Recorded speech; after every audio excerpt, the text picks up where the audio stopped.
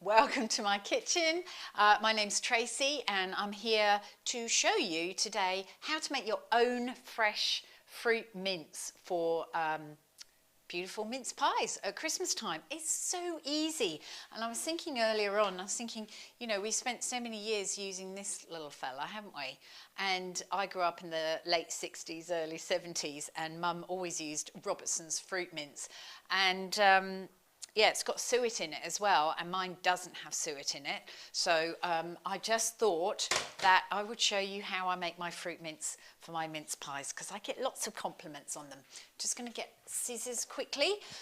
So I'll start by saying I have already on the stove got my brandy, and I've got verjuice heating up over there on the stove. I need to get my fruit in first so that that can heat through.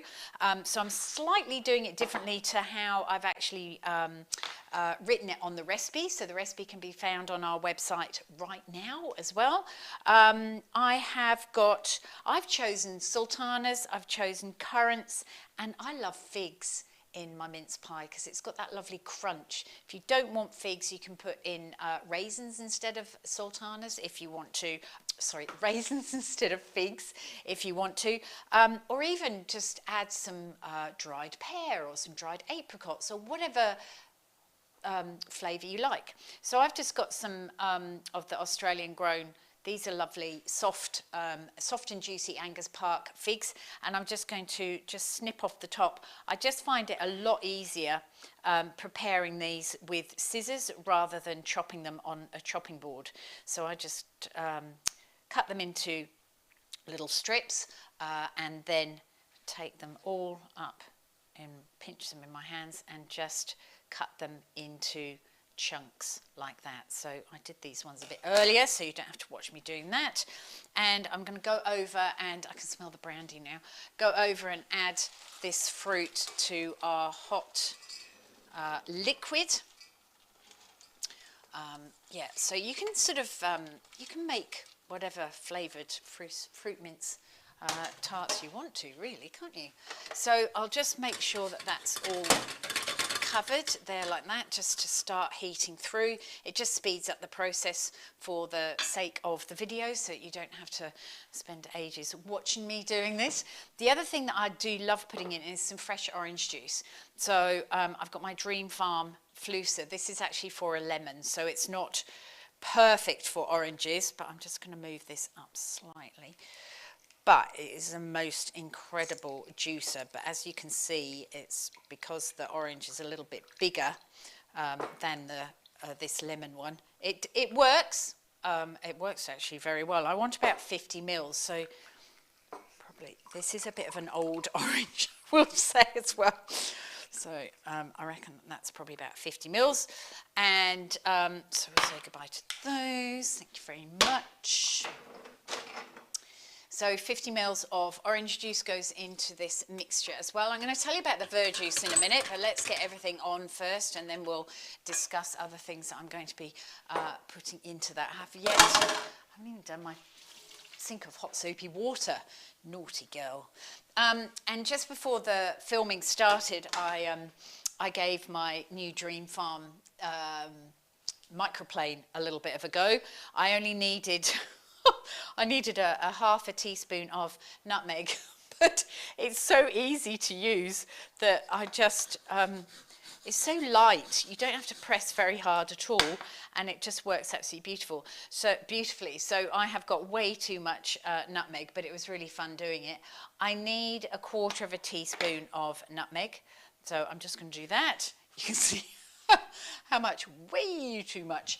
And allspice as well I've got, so I'll tell you about that in a minute as well. So I'm just going to pop in, I'm reading the recipe because I don't, oh, I've got whole allspice in here as well. It's like a Christmas present, this. Surprise! So you can either buy the allspice berries like that, or you can buy it ground. I have actually, this one's very old, but I smell, it's, well, not very old, it's 2022.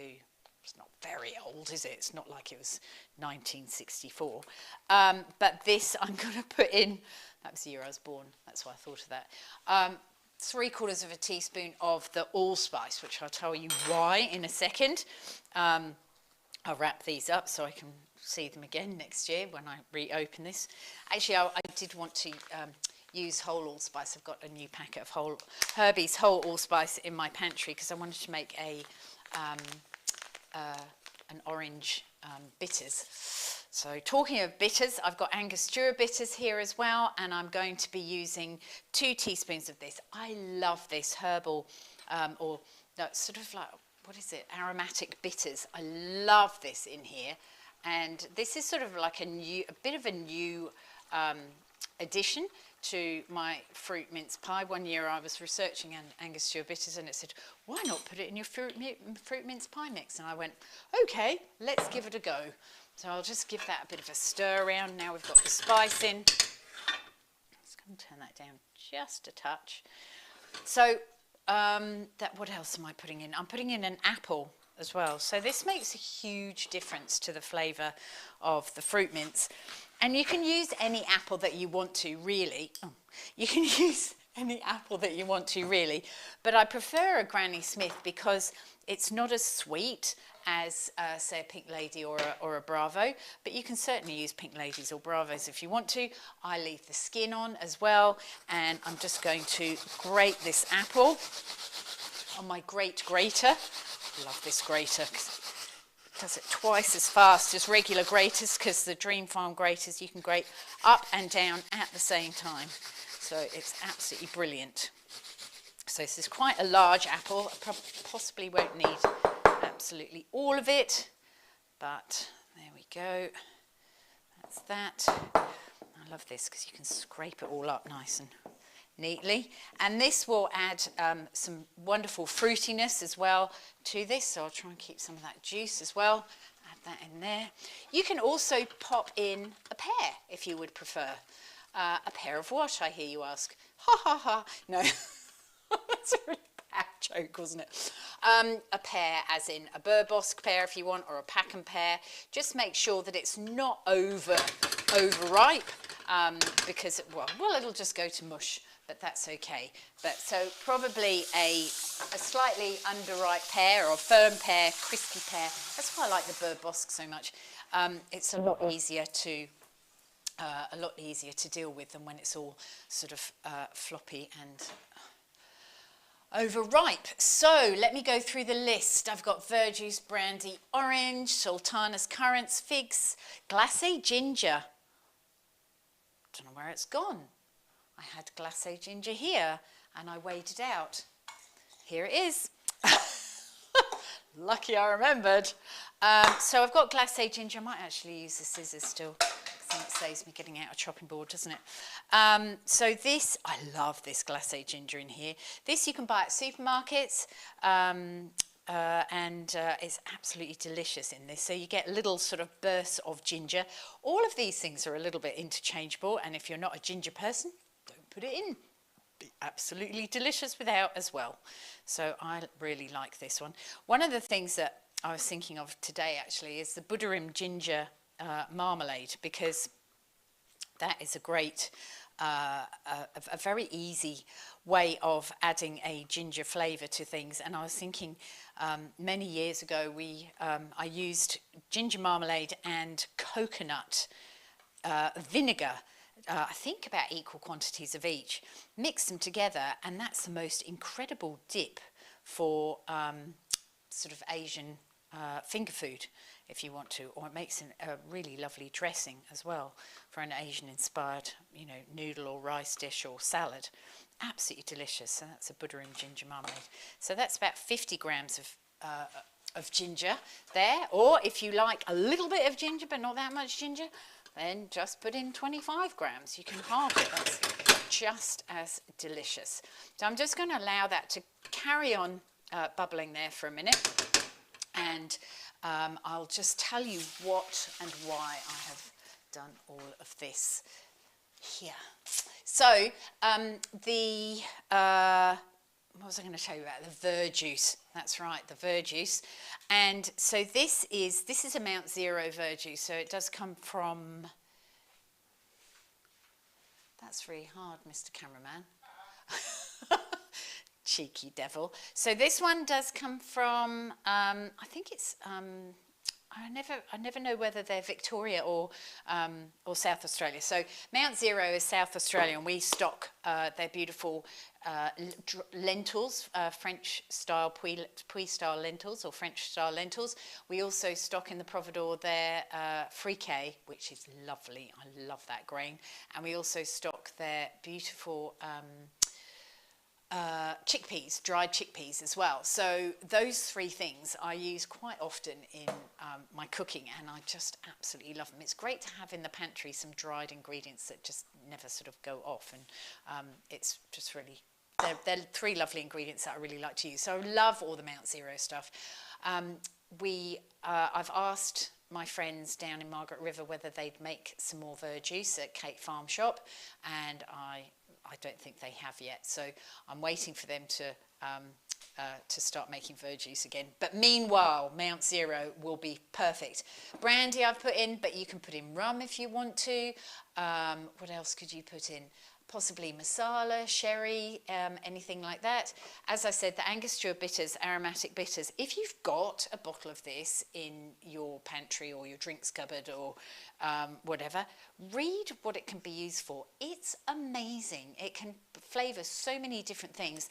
And verjuice and Angostura bitters together as a long drink with some soda and lots of ice is absolutely delicious. If you want something a little bit special to drink at Christmas time, but you don't want to just drink water, but you don't want to drink alcohol, that is a really refreshing, lovely drink.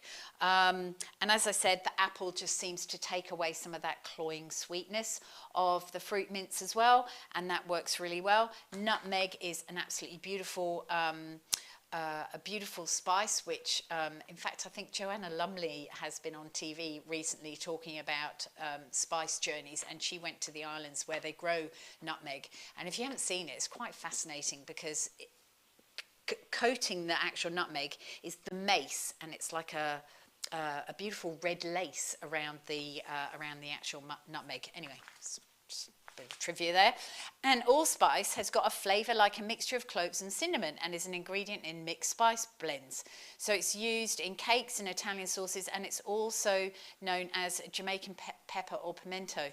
And I was just talking to my mum on FaceTime the other day about jerk seasoning, because she was saying, I've just learned about jerk seasoning. She's 84. I've just learned about jerk seasoning, and how do you make it? So I sent her my recipe that's on the Cooks Collective about how to make jerk seasoning, and it includes this allspice as well.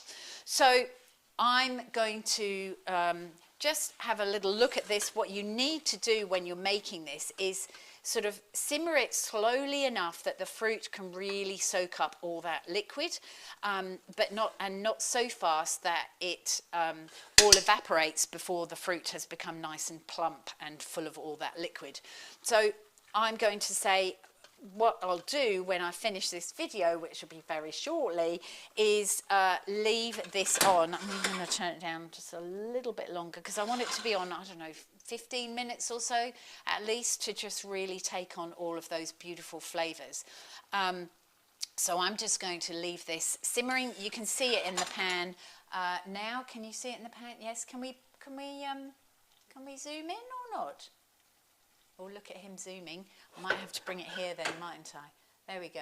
So that's our beautiful, oh yeah, if you do it, it'll be your beautiful mince pie. You can see there's a little bit of liquid in there, and you want to cook this until that liquid is virtually disappeared, not completely disappeared.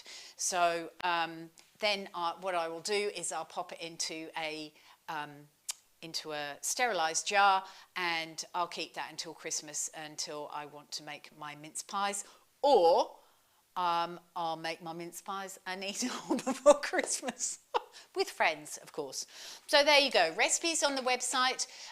If you want to know how to make the pastry, on my Cooks Collective there is a recipe for a pear frangipan tart, and I show you. There's the exceedingly good pies and tarts cooking class videos and recipes on there, and they include a sweet pastry as well as a short crust pastry as well. So the cameraman has videoed me making the pastry for those particular recipes. So if you want to join the Cooks Collective, I've put a link on our website and at the bottom of the fruit mince recipe on our website, mattersoftaste.com.au, and I hope you make this fruit mince. Oh, there's a question. Stop, everyone.